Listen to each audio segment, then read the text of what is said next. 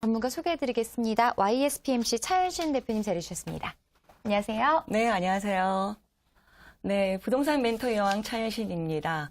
오늘은 주택임대 사업자 완전 정복 시리즈 중에서 각종 지켜야 할 의무사항 또 단점 같은 것들을 한번 오늘 정리를 해볼 건데요. 오늘도 역시 저와 함께 유익한 시간 되시기 바라겠습니다. 자, 주택 임대사업자 완전 정복이라는 주제로 매 시간 강의를 진행해 주고 계시는데요. 자, 오늘 세 번째 시간입니다. 자, 오늘은 주택 임대사업자를 등록했을 때 발생 가능한 어떻게 보면 단점이라고 좀 봐야 될 부분들이 있을 것 같아요. 네, 그렇습니다. 단점도 단점이지만 또 반드시 지켜야 될 의무사항, 또 의무사항을 지키지 않았을 시에 또 부과될 수 있는 과태료, 이런 것들을 이제 한번 오늘은 총 정리를 해볼 건데요. 막상 그렇게 많지가 않습니다. 또 가장 여러분들께서 고민했던 부분이 주택임대 사업자를 등록을 하게 되면은 소득이 발생을 할 것인데 그 소득 발생이 노출이 됨으로 인해서 건강보험료가 올라가게 되지 않느냐, 또는 피부양자 자격이 박탈되는 것이 아니냐, 이런 면들을 가장 많이 걱정들을 하고 계시는데요. 우선 첫 번째로 이제 살펴를 보게 되면은, 기본 원칙적으로 주택임대 사업자 등록을 해서 임대소득이 단 1원이라도 발생을 하게 된다면 피부양자로서 자격은 박탈되게 되어 있습니다. 자, 그런데 이게 정확하게 언제, 어느 시점부터 어느 금액으로 박탈이 되는 건지 그걸 자세히 한번 살펴볼 건데요. 2018년, 그러니까 올해 말까지죠. 올해 말까지 주택임대 수익 금액이 2천만 원 이하인 경우에는 소득세를 비과세로 처리를 해줄 것이고 또 건강보험료가 부과되지 않습니다. 그러니까 올해 말까지는 주택임대 소득이 2천만 원 이하인 경우에는 소득을 비과세로 간주를 하고, 비과세는 즉 소득 금액이 없는 것으로 간주하기 때문에 건강보험료가 부과되지 않습니다. 자, 그렇게 되면 내년은 어떻게 되느냐? 내년, 그러니까 2019년부터는 임대 수익 금액이 2천만 원 이하인 경우에는 비과세가 되는 것이 아니라 이 소득은 분리과세를 적용하게 됩니다. 그래서 2019년에 발생한 임대소득은 2020년 5월 달에 신고를 하게 되고 또 그해 9월 달에 건강보험공단에 통보가 들어가기 때문에 결국에는 2020년 11월까지는 건강보험료가 부과되지 않는다라고 보시면 되겠습니다. 자, 그래서 지금 2018년 또 2019년, 결국 2020년에 소득금액을 종합소득세 신고를 할 때 신고 들어가기 때문에 그해 11월까지는 충분히 건강보험료가 부과되지 않는다라는 점, 그렇게 알고 계시면 되겠고요. 또 연간 임대 수익 금액이 1,330만 원 이하인 경우에는 건강보험료 피부양자는 자격이 유지가 됩니다. 그러니까 무조건 내가 피부양자로서 자격이 없어지는구나라고 생각하는 거는 잘못된 오해가 되겠고요. 건강보험료 피부양자 자격이 유지가 됩니다. 연간 1,330만 원 이하인 경우에는. 그렇게 되고 이제 또 임대료 상한 5% 규정이 있는데요. 이것도 여러분들께서 또 알고 계셔야 할 부분이 매년이다, 이것이 아니라 임대차 계약 시점마다 5%의 상한 규정이 적용이 됩니다. 그러니까 어떤 것은 2년에 할 수도 있고 1년에 할 수도 있고 또 1년에 뭐 2번 정도가 또 갱신하는 경우가 있겠죠.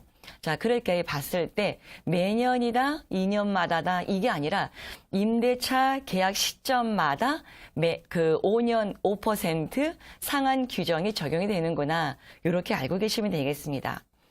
자, 그리고 또 주택임대 사업자 등록을 하게 되면은 최소한 5년 이상 임대를 놓으셔야 됩니다. 더 장기 임대로 8년 이상까지는 의무 기간이 되기 때문에 그 의무 기간을 지켜주시면 여러 가지 세제 혜택을 많이 보실 수가 있겠고요. 이 최소 5년 이상 임대를 하셔야 되는데 그것을 어겼을 시에는 1천만 원 정도의 또 과태료가 부과가 되게 됩니다. 자, 그러나 예외 없는 법칙이 없겠죠. 예외도 있을 수가 있는데 예외는 어떤 경우냐? 다른 임대사업자에게 매각을 하는 경우, 또 부도나 파산 등 더 이상 임대사업을 유지할 수 없는 경우, 또 뭐 도정법 등의 그 관계 법령에 따라서 임대가 더 이상 불가한 경우, 이 세 가지 경우는 그 과태료 1,000만 원이 징수가 되는 것의 예외 사항이라고 보시면 되겠습니다. 자, 그러면 또 세제 혜택은 또 살펴보겠는데요. 최소한 그 장기 임대 8년은 유지를 하셔야 됩니다. 중공공 임대라든가 의무 임대, 장기 임대 그 8년을 유지를 하셔야 되는데, 자, 그러면 질문을 합니다. 그럼 8년 이전에는 도저히 팔 수가 없느냐라고 많은 분들이 얘기를 하고 있는데요. 팔 수가 없는 것은 아닙니다. 그러나 그 8년이 되기 전에, 의무 기간이 경과되기 전에 매각을 하게 되면은 그동안 받아왔던 모든 세제 혜택을 다시 취소가 됨으로써 다시 그걸 소급해서 혜택을 받아왔던 세제의 그 금액을 다시 징수를 하게 됩니다. 자, 그러니까 팔지 못하는 것은 아니되 팔 수 있대 그동안 혜택 받아왔던 세금이 다시 그대로 부과가 된다라는 점 알고 계시면 되겠고요. 또 그 임대 개시 전에 임대 사업자를 먼저 등록을 하게 되는 경우가 있습니다.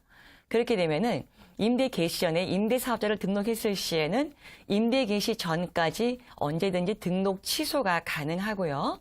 또 임대 등록을 했을 때는 등록 후 한 달 이내에 바로 그 신고를 하시면 되겠습니다. 또한 임대차 계약 체결 시에 혹은 갱신 시에도 반드시 3개월 이내에 임대차 계약을 했다라는 신고의 의무가 있고요. 또 그때는 일반 이렇게 사용하는 일반 임대차 계약서가 아니라 표준 임대차 계약서가 따로 있습니다.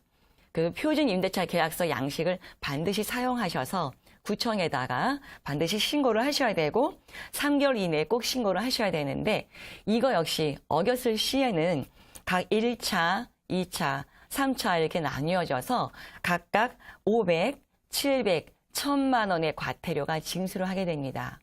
자, 그래서 여기까지 그 주택임대 사업자 등록을 했을 시에 반드시 지켜야 될 의무사항, 또 의무사항을 지키지 않았을 시에 부과될 수 있는 과태료, 이런 것들을 오늘은 총 지켜봤는데요.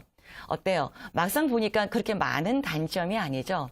이런 의무사항만 잘 지켜주신다면은 그 외에는 많은 세제 혜택이 있기 때문에 반드시 주택임대 사업자 등록을 하시고 많은 세제 혜택도 받아보시기 그렇게 바라겠습니다. 그래서 오늘은 여기까지 그 총 의무사항에 대해서 정리해 보았습니다. 네, 잘 들었습니다. 자, 주택 임대 사업자의 경우에는 다양한 세제 혜택이 있지만 또 그에 따른 지켜야 하는 의무도 수반해야 된다는 점 자세하게 알려드렸습니다. 자, 이 부분에 대해서 조금 더 오프라인을 통해서 꼼꼼하게 들어보실 수 있는, 또 다양한 이야기 들을 수 있는 세미나 시리가 마련되어 있는데요. 세미나 일정에 대해서 소개 좀 해주시죠. 네, 저희가 매번 그 토요일 날 오후 2시에 세미나를 하게 되는데요. 반드시 항상 그 세미나실이 넓지가 않습니다. 반드시 전화 예약을 꼭 해주시고요. 이번 토요일 날 또 오후 2시에 여러분들과 함께 세미나에서 뵙도록 하겠습니다. 세미나 예약 그리고 부동산 관련 문의 02-3772-0209번으로 문의해 주시기 바랍니다. 자, 그럼